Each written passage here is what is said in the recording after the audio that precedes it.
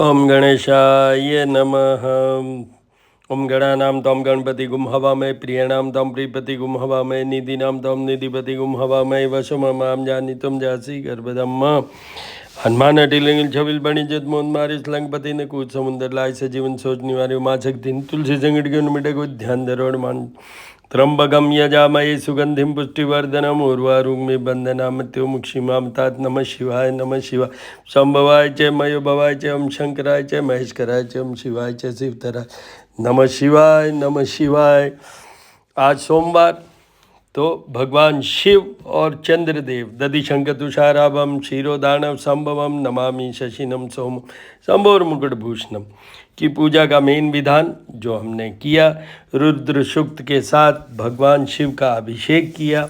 अब मैं आपको दो चीज़ें और बता देता हूँ कि पहली चीज़, मैंने ये मेरे बहुत सारे वीडियोस में बोला है कि चंद्रमा को सुधारने के लिए 5 days prior to Purnima and 5 days after the Purnima, तो वही पीरियड अभी चल रहा है। आप अपने छत पे, मैदान में, कहीं भी खड़े होके, वृश्चिक राशि के हों आप, या आपके चंद्रमा का प्लेसमेंट 3rd, 6th, 8th और 12th हाउस में हो आपकी जन्म कुंडली के अंदर, या चंद्रमा अभी खराब चल रहे हों, संकेतों से पता चलता हो, तो आप चंद्रमा के दर्शन कीजिए और वहाँ ओम सोमाय नमः बोल सकते हैं। ये मैंने मंत्र बोला, ये बोल लीजिए, ये आपको बराबर करना है। ये अभी मौका है, अभी ये पीरियड यही है। दूसरा, अभी एक गुरु प्रदोष बृहस्पतिवार को भगवान शिव की जो तिथि होती है त्रयोदशी, जिससे भगवान शिव जुड़े हुए हैं, और वो गुरु प्रदोष की तिथि है गुरुवार को। तो उस दिन विशेष क्या है, हम 2 ग्रहों के उपाय कर सकते हैं। क्या? एक, चंद्रमा के जाप और पूजा करवाना हो तो ये बृहस्पति को जो गुरु प्रदोष आ रहा है उस दिन करवाए जा सकते हैं। दूसरा, अभी बृहस्पति वृषभ राशि में है, तो वृषभ राशि में होने के कारण देखिए, तुला राशि वालों को, धनु राशि वालों को और मिथुन राशि वालों को स्ट्रेट अवे, और कुछ हद तक वृषभ राशि वालों की बात करूं मैं, या फिर वृश्चिक राशि वालों की बात करूं, उनको भी बृहस्पति के जाप पूजा करवाने के लिए ये दिन बहुत उपयुक्त होगा। तो गुरु प्रदोष के दिन आप Guru as well as moon remedies can be arranged, organized and done. आपको ये बता दूं, ये बहुत बड़ा दिन होगा उसके लिए। ओम गणेशाय नमः। नमो देवी माँ देवी शिवाय सततम नमः भगवते बदानीता पिंडा स्मृताम दुर्गा देव्यो नमो नमः। दुर्गे स्मृता हर्षि भीतिम शेष जंतु स्वस्थे स्मृताम मतिम तिम शुभम ददासी। दारिद्र दुख भय हारिणी का त्वदन्य सर्वोपकार करणाय सदा दृचित्ता। सर्वमंगल मांगल्ये शिवे सर्वार्थ साधिके शरण्ये त्र्यंबके गौरी नारायणी नमोस्तुते। या कुंदे दुतुषार हार धवला, या शुभ्र वस्त्रावृता, या वीणा वरदंड मंडित करा, या श्वेत पद्मासना, या ब्रह्माच्युत शंकर प्रभूर्तिभिर देवी सदा वंदिता। श्यामा पातु सरस्वती भगवती निशेष झाड्यापा। अन्नपूर्णे सदा पुण्य शंकर प्राण वल्लभे ज्ञान वैराग्य सिद्ध्यतम भिक्षाम देहि माँ पार्वती। मैं कंटिन्यूसली बोलता रहा हूँ अभी नवरात्रि जो कल तक थी उसमें, कि देवियों की उपासना, डिफरेंट ग्रहों को, डिफरेंट देवियों के स्वरूप की उपासना से लाभ होता है, फ़ायदा होता है। तो आप मेरे पीछे के वीडियो सुनिए, नवरात्रि में जो हमने बना के ज्योतिष पूजा और उपाय, जिसमें कि उपाय की स्पेलिंग है UPAAY, तो उसमें आप जाके देखिए और सुनिए। और फिर भी कोई क्वेरी क्वेश्चन हो 9978627397 पे टेक्स्ट मैसेज या वॉइस मैसेज भेज के you can get the answer. ओम दुर्गाय नमः। शक्ति उपासना से बड़ा कुछ नहीं है, शक्ति उपासना बहुत इम्पोर्टेंट। शांताकारं भुजगशयनं पद्मनाभं सुरेशं विश्वाधारं गगनसदृशं मेघवर्णं शुभंगं लक्ष्मीकान्तं कमलनयनं योगिर्विद्यानगम्यं वंदे विष्णु भवभयहरं सर्वलोकैकनाथम। भगवान विष्णु भी पंचदेवों में आते हैं तो उनकी डेली पूजा होनी ही चाहिए, उनका अभिषेक पुरुष सूक्त के साथ होना ही चाहिए। लक्ष्मी जी का कनक धारा और श्री सूक्त के साथ में होना ही चाहिए अभिषेक। अब मैं आपको ये बताने जा रहा हूँ कि कल कामदा एकादशी है। देखिए, सबसे पहले समझिए, एकादशी तिथि भगवान विष्णु से जुड़ी हुई है, जैसे कि त्रयोदशी तिथि भगवान शिव से जुड़ी हुई है। तो एकादशी भगवान विष्णु, और भगवान विष्णु कौन है? जो हमारे इस जीवन की, इस जन्म की, जो हमारी जर्नी को निर्धारित करते हैं, सुखमय, स्वस्थमय, धन में रखते हैं, संतान में रखते हैं, सौभाग्य में रखते हैं, वो सब चीज़ें भगवान विष्णु करते हैं। दूसरी चीज़ आपको ये बता दूं कि विशेषता क्या है एकादशी की। विशेषता ये है, जिन लोगों के भी चंद्रमा नीच राशि जैसे वृश्चिक, जिन लोगों के भी चंद्रमा 3rd house, 6th house, 8th house और 12th house in the horoscope जन्म के समय बना वो, और जिन लोगों को भी mental stress, anxiety, mental discomfort, they are not in a position to take decision, their mind is also not stable, तो उन सब लोगों को अभी ये एकादशी को, चंद्रमा को प्रसन्न करने के लिए व्रत करें, पूजन करें भगवान विष्णु का। इससे बड़ा भी कोई मौका नहीं है। कामदा एकादशी नाम से भी आप समझ रहे हैं, जो भी आप कामना करते हैं, जो आपकी डिज़ायर है, जो विशेज़ हैं, भगवान विष्णु की ब्लेसिंग से वो सब आपको मिलेगी, वो आपकी संपूर्ण होगी। You will get all those whatever you desire to have on this 11th means Ekadashi day. तो आप भगवान विष्णु की अच्छे से पूजा कीजिएगा। इस दिन दान धर्म करने का भी बहुत बड़ा महत्व है, आप वो भी कर सकते हैं, वो भी एक उपाय है एकादशी का, तो वो कीजिए। और एक बात निश्चित रखिए, एकादशी को अपने आप को बैलेंस करके चलिएगा।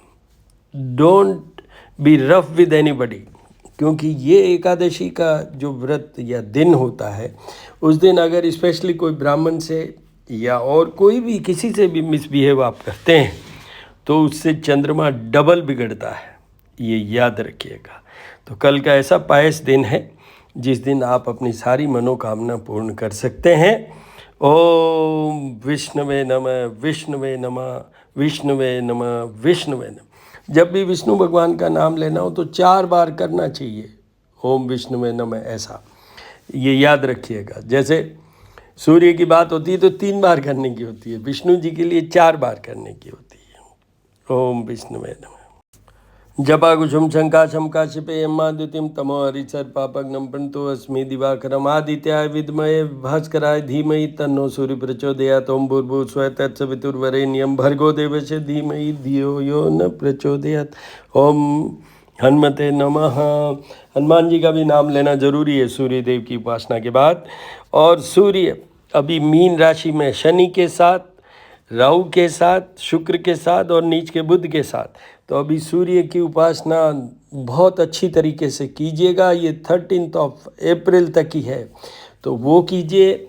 आपके सूर्य अगर फिगर 7 में है जन्म कुंडली के अंदर, आपके अगर जन्म कुंडली के अंदर सूर्य और शनि की युति है, आपके जन्म कुंडली के अंदर सूर्य और राहु की युति है, तो आप सबको अभी सूर्य के जाप और पूजा भी करवाने चाहिए, जो ब्राह्मणों द्वारा ही होगा। इसमें भी कोई आपको शंकाएं हो तो 9978627397 पे मुझसे संपर्क कर सकते हैं। मैं एस्ट्रोपामिस्ट डॉक्टर हनुमान सिंह हूँ, और मेरे 2 यूट्यूब चैनल हैं, उस पर भी देख सकते हैं। एक श्रीकरणी ज्योतिष एवं वास्तु शोध संस्थान, और जो रिसेंटली अभी खोला है मैंने वो है ज्योतिष पूजा PUJA और AUR और उपाय UPAAY उपाय, उसमें जाके आप देख सकते हैं, उसमें आप जाके देख सकते हैं। ओम सूर्याय नमः। सूर्याय नमः। विशेष किसके लिए है? सूर्य मीन राशि मतलब सिंह राशि, तुला राशि, मेष राशि, धनु राशि, कुंभ और मीन राशि वाले, इन सब को सूर्य की उपासना करने की ज़रूरत है, बहुत ज़्यादा ज़रूरत है। 13 अप्रैल तक तो स्पेशली। कल मंगलवार है, भगवान हनुमान जी, मंगल देव, उनकी उपासना करने की ज़रूरत है। जैसे कल एकादशी भी है और ये पुण्य दिन भी है, तो मंगल अभी जो हैं वो अपनी नीचस्थ राशि कर्क पे चल रहे हैं। विशेष तो उन लोगों को सबको कल के दिन पूजाएं भी करनी चाहिए मंगल की और हनुमान जी की, जिनके की जन्म कुंडली के अंदर जब जन्म हुआ था उस समय कर्क राशि फिगर 4 का मंगल है, चाहे वो कहीं भी पड़ा हो। एक दूसरा, अगर मंगल उनके 4th house, 7th house, 8th house, 12th house और कुछ हद तक 6th हाउस में भी हो, उन सबको भी कल की डेट में जाप और पूजा करवाना चाहिए। इसमें कोई शंका हो तो मुझे बताइएगा 9978627397 पे टेक्स्ट और वॉइस मैसेज के द्वारा। दूसरा, जैसे अब कर्क राशि में चल रहा है तो सिंह राशि वालों को, धनु राशि वालों को, कुंभ राशि वालों को और कुछ हद तक अगर मैं कहूँ तो मेष राशि वालों को और मिथुन राशि वालों को और मकर राशि वालों को, इतने लोगों को कल हनुमान जी को भी मनाना है और हनुमान जयंती भी आ रही है अब, तो हनुमान जी को तो ये मनाने वाले दिन है, उनको प्रसन्न कीजिए, हनुमान चालीसा पढ़िए, उनका अभिषेक कीजिए, जल दूध जल पंचामृत जल द्वारा ये कीजिए।